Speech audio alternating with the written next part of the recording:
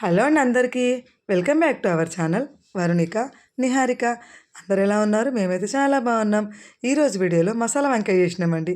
జీరా రైస్లకు కానీ, బగారన్నంలకు కానీ, బిర్యానీలకు కానీ, వెజ్ బిర్యానీకి అన్నిట్లోకి చాలా బాగుంటుంది, రోటీకి కూడా. సో వీడియోలోకి వెళ్ళే ముందు అయితే ఒకసారి మన ఛానల్ని కొత్తగా ఎవరైతే చూస్తున్నారో వాళ్ళు ప్లీజ్ సబ్స్క్రైబ్ అయితే చేసుకోండి. సో ఈ మసాలా వంకాయ కోసం నేనైతే అరకిలో వంకాయలు తీసుకున్నా, లేతవి. దానికోసం నువ్వులు, పల్లీలు, ఎవరి క్వాంటిటీ ఎంత అయితే అంత తీసుకోండి. కొబ్బరి, పచ్చి కొబ్బరి, 2 టమాటా ముక్కలు తీసుకున్నా, 4 పచ్చిమిరపకాయలు, కారము, పసుపు, అల్లం వెల్లుల్లి పేస్ట్, ఉప్పు తీసుకోండి రుచికి సరిపడా, ఒక చిన్న నిమ్మకాయ అంత చింతపండు, మసాలా దినుసులు, ధనియా పౌడరు, ఉల్లిపాయలు ఒక 4 తీసుకొని ఇట్లా పొడవు కట్ చేసి పెట్టుకోండి. కొత్తిమీర తీసుకోండి, కరివేపాకు కూడా తీసుకోండి, కాజు తీసుకోండి. సో నెక్స్ట్ ప్రాసెస్ ఏంటంటే, నెక్స్ట్ ఒక కడాయి పెట్టుకుందాం. కడాయిలో నువ్వులు వేయించుకుందాం దూరగా, లో ఫ్లేమ్లో పెట్టుకొని. అవి కొంచెం ఇట్లా చిటపటనేలాగా వేపుకోవాలి, పచ్చివాసన పోయేలాగా. సో ఇట్లనైతే వేయించుకొని పక్కన పెట్టుకుందాము. అదే ప్యాన్లో పల్లీలు వేపుకుందాం. పల్లీలు వేయించుకోండి ఇట్లా లో ఫ్లేమ్లో పెట్టుకొని. పల్లీలు అనేది ఎప్పుడైనా హై ఫ్లేమ్లో పెట్టుకొని వేయించుకోవద్దు, లోపల కుక్ అవ్వదు, పైన మాత్రమే వేగుతుంది, లోపల వేగదు. సో ఇట్లా వచ్చే వరకు వేయించుకోండి, కలర్ వచ్చే వరకు. దాని తర్వాత అదే ప్యాన్లో ఒక టేబుల్ స్పూన్ ఆయిల్ పోసుకొని అందులో ఒక 4 పచ్చిమిరపకాయలు వేసుకుందాము, ముక్కలు చేసుకొని. దాని తర్వాత ఉల్లిపాయ ముక్కలు వేసుకోండి. ఈ ఉల్లిపాయ ముక్కలు, ఈ పచ్చిమిరపకాయలు దూరగా ఎంపుకోండి. లో ఫ్లేమ్లో నుంచి మీడియంకి పెట్టుకొని మంటని ఇట్లా కొంచెం సాఫ్ట్గా ఉడకాలి. బ్రౌన్ కలర్ వచ్చేటట్టు కాకుండా కొంచెం సాఫ్ట్గా ఉడికేటట్టు కొంచెం ఇట్లా కలుపుకుంటూ ఉండాలి. దాని తర్వాత అవి కొంచెం ఉల్లిగడ్డలు మగ్గిన తర్వాత అందులో ఈ గరం మసాలాలు వేసుకోవాలండి. గరం మసాలాలు వేసుకొని ఇవన్నీ మొత్తం కలిసేటట్టు మంచిగా స్పూన్తోని మొత్తం కలుపుకోవాలి.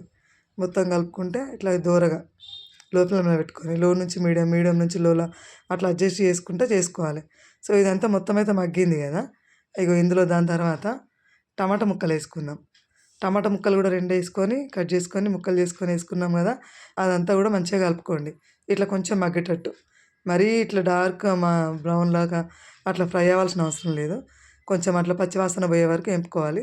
దాని తర్వాత చింతపండును కూడా వేపుకుందాం ఇందులో వేసుకొని, కొంచెం దూరగా అట్లా మొత్తం అయితే అంత కలిసేటట్టు మంచిగా కలుపుకుందాం. దాని తర్వాత పచ్చి కొబ్బరి ఉంది కదా, అది వేసుకోండి. పచ్చి కొబ్బరి లేకపోతే ఎండు కొబ్బరి కూడా వేసుకోవచ్చు, ఇట్లా వేసుకున్నా బాగానే ఉంటుంది కర్రీకి. సో ఇలానైతే వేసుకొని మొత్తం కలుపుకుందాం మనమైతే, మగ్గేటట్టు కొద్దిగా మంచిగా. ఇట్లా మంచిగా కలవాలి, ఇట్లా మంచిగా మెత్తగా సాఫ్ట్గా జ్యూసీగా ఉడకాలి. ఇదంతా పేస్ట్ కోసము ఇదంతా ఉడకబెట్టుకోవాలి. ఇవన్నీ ఇందులో వేసుకొని దాని తర్వాత కొత్తిమీర కూడా వేసుకొని ఇదంతా కలిసిపోయేటట్టు మంచిగా కలుపుకొని మంచిగా మగ్గించుకోవాలి. దాని తర్వాత పసుపు వేసుకుందాం, కొద్దిగంత పసుపు వేసుకొని ఇదంతా మంచిగా లాస్ట్లో ఇదంతా కలుపుకోవాలి. మంచిగా కలుపుకొని మొత్తం ఇంత మగ్గిన తర్వాత దీన్ని మంచిగా పక్కన పెట్టుకుందాం కాసేపు చల్లారేదాకా. మొత్తం చల్లారబెట్టుకోండి ఇదంతా. ఇది చల్లారేలోపు ఈలోపు మనము మిక్సీలో పల్లీలు, నువ్వులు ఇందాక మనం వేయించుకున్నాం కదా దూరగా, అవన్నీ అయితే మిక్సీలో వేసుకొని మంచిగా మెత్తగా గ్రైండ్ చేసుకుందాం ఇదంతా. అన్నీ కలిపి ఒకటేసారి చేస్తే ఇవి మంచిగా గ్రైండ్ అవ్వవు. సో అందుకోసమే. దాని తర్వాత అల్లం వెల్లుల్లి పేస్ట్ వేసుకున్నాం 1 స్పూన్ అయితే. దాని తర్వాత రుచికి సరిపడా 2 టేబుల్ స్పూన్ల ఉప్పు అయితే వేస్తున్నాను నేను. తర్వాత మళ్ళీ రుచి చూసుకొని వేసుకుందాం లాస్ట్లో కూర అంతా అయినాక. దాని తర్వాత కారం ఒక 2 టేబుల్ స్పూన్లు పడుతుంది అరకిలో వంకాయలకు. ఎప్పుడైనా అంతే, అరకిలో కూరగాయలు ఏది వండినా 2 టేబుల్ స్పూన్లు పడుతుంది కారం కూడా. ఉప్పు అయితే చూసుకొని వేసుకోవాలి. దాంట్లో కొంచెం చిటికెడు పసుపు వేసుకుందాము. దాని తర్వాత ధనియాల పొడి వేసుకుందాం అందులోనే.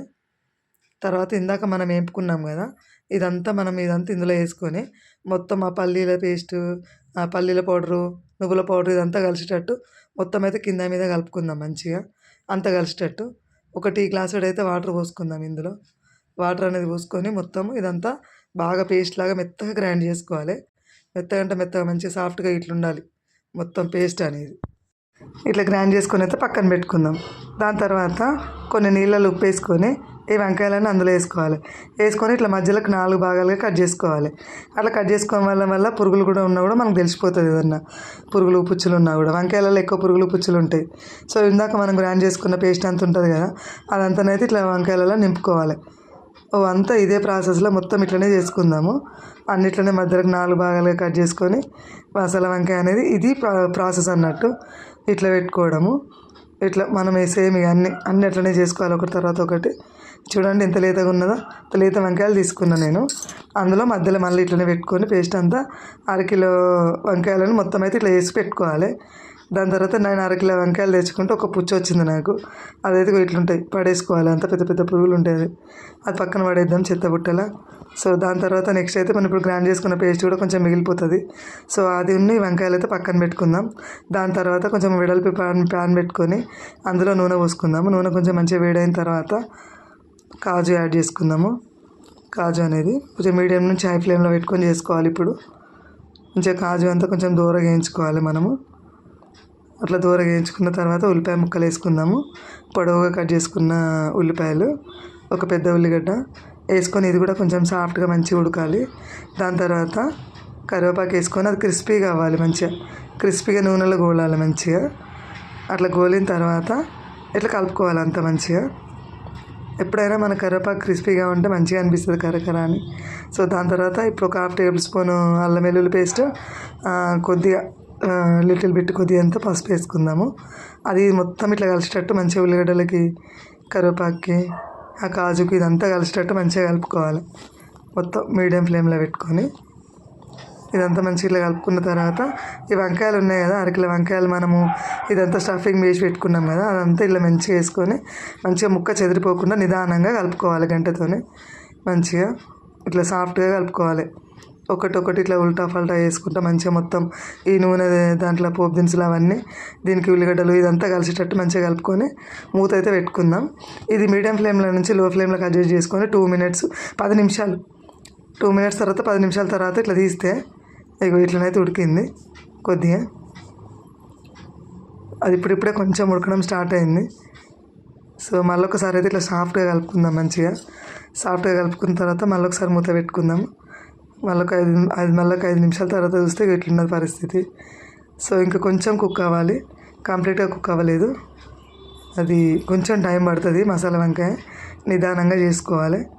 సో ఇప్పుడు చూడండి కొంచెం ఆయిల్ అనేది పైకి వస్తే మంచిగా అనిపిస్తుంది కదా.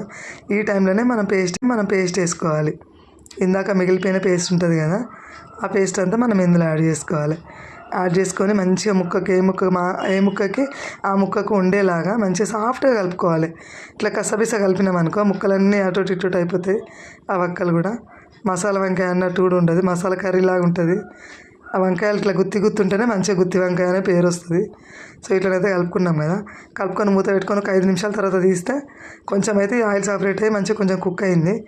ఇందులో కొంచెం వాటర్ వేసుకుందాం. మనం మిక్సీ కడిగిన నీళ్ళతోని ఇట్లా మొత్తం ఇందాక పేస్ట్ గ్రైండ్ చేసుకున్నాం కదా, అందులోనే వాటర్ వేసుకొని మిక్సీ గిన్నెలో నీళ్ళు తీసుకొని ఇలా పోసుకుందాం. ఎసరు అనేది కొంచెం ఎసరు ఉండాలి. ఎసరు ఉంటేనే మంచి ఇంకొంచెం కుక్ అవుతుంది.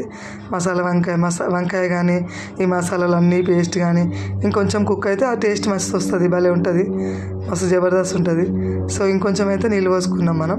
నీళ్ళు పోసుకొని ఇప్పుడు మంట పెద్దగా పెట్టుకొని కొంచెం మూత అయితే పెట్టుకుందాము. మస్తు పెద్ద మంట పెట్టుకొని మూత పెట్టుకుంటే చూడు మస్తులుంటుంది. వావ్, ఎమ్మి ఎంత బాగుంది కదా, చాలా బాగుందండి. స్మెల్ కూడా అదిరిపోతుంది కర్రీ. ఇది మేము చపాతీకి, రైస్కి, జీరా రైస్కి, బగారన్నంకి, వెజ్ పులావ్కు కానీ వెజ్ బిర్యానీకి అన్నిటికీ బాగుంటుంది మసాలా వంకాయ. అన్ని దీన్ని చూడు అంటుందట అండి వంకాయ కూర. సో ఇప్పుడైతే మనము ఈ కసూరి మేతి వేసుకుందాము. కసూరి మేతిని కొంచెం ఇట్లా చేతులతో నలుపుకొని వేసుకుందాము. మంచి కలర్ వస్తుంది, మంచి టేస్ట్ వస్తుంది, మంచి స్మెల్ కూడా అదురుతుంది. తినబుద్ధి కానోళ్ళు కూడా తింటారు ఈ కర్రీ, అంత బాగుంటుంది మసాలా వంకాయ. ఫంక్షన్లలో పోతే మస్తు వంకాయ వేసుకొని తింటారు వెజ్ వాళ్ళందరూ. సో ఇదండి నా వంట. బాగుందా అండి? ఇలాగే చేసుకోవాలి, సేమ్ ఇదే ప్రాసెస్లా. కొత్తగా పెళ్ళైన వాళ్ళైనా, ఈ వంట రాని వాళ్ళైనా, బ్యాచిలర్స్ అయినా ఎవరైనా చేసుకోవచ్చండి. ఇది చిన్న పిల్లలైనా సరే, ఇంత వంట నేర్చుకునే వాళ్ళు పిల్లలు, పెళ్ళి కాకముందు కూడా ఇప్పుడు పిల్లలు వంట నేర్చుకుంటున్నారు. సో ఈ పద్ధతిలో అయితే ట్రై చేయండి. నాకు నచ్చిన వంట ఇది, నేను చేసిన స్టైల్, నా స్టైల్ ఇది. సో మీకు నచ్చిందని అనుకుంటున్నా. ఈ వీడియో మీకు నచ్చినట్టయితే ప్లీజ్ లైక్ చేయండి, షేర్ చేయండి. మరిన్ని మంచి వీడియోస్ కోసం అయితే మా ఛానల్ని తప్పకుండా సబ్స్క్రైబ్ చేసుకోండి. Thanks for watching.